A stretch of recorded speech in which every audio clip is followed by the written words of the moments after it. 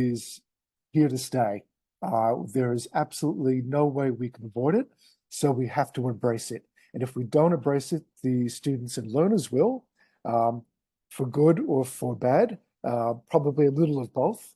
But I think it's going to actually exist. So we have to be a step ahead as educators and basically provide some context of AI can be a really good thing, but if you are using it to replace some brain power, you're wasting your time as a student or a learner, because that's not learning.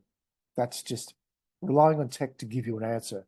So I think the challenge for us in education is to make sure that learners use it appropriately and use it as an enhancement, not as a replacement for what they're currently doing.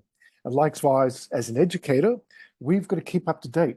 I've been using it myself, and it's fun, but I think it's quite limited because it's automating some tasks where it can be used as a good starting point for creativity, where we can embellish and enhance.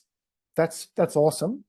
I think it's early days, and I think by the time we get our heads around how best to use it, it'll morph into something else again.